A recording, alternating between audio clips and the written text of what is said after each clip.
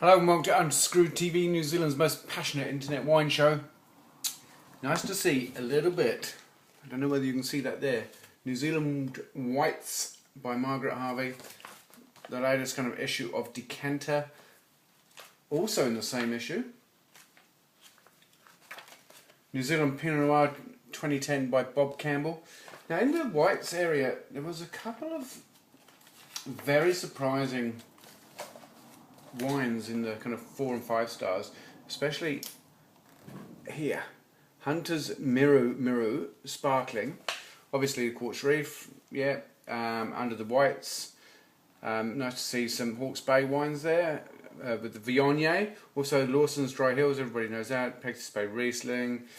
A surprising number of Central Otago wines. But an Albarino is there as well from the Hour Tree from Stanley Estate.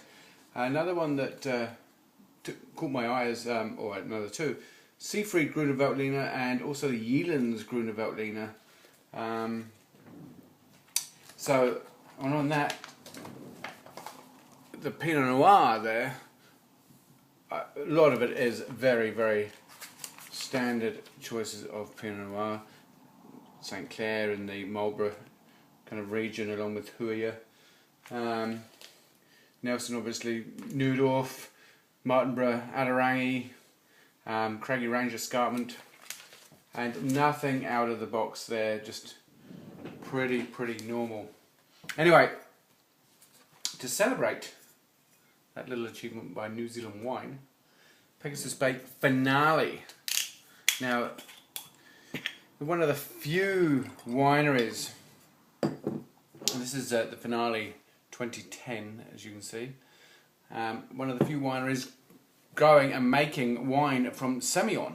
And these guys had, they do the kind of Bordeaux classic, where they Semillon Sauvignon blend for their other white, and also then they get the noble botrytis kind of grapes from the Semillon and make this Finale. The last wine that they make is oak or barrique fermented, and what you get is that kind of luscious golden colour, and albeit kind of like 2 years, probably last another 10 plus years. You get that kind of real delightful floral kind of bouquet with kind of white kind of honeysuckle on there. Then you get a bit of, there's almost a bit of Ceylon there for me as well. You get this kind of sweetness, kind of honey character come through. Then underlying that you get a kind of citrus kind of character, but it all feels kind of rounded off from, probably from the barriques.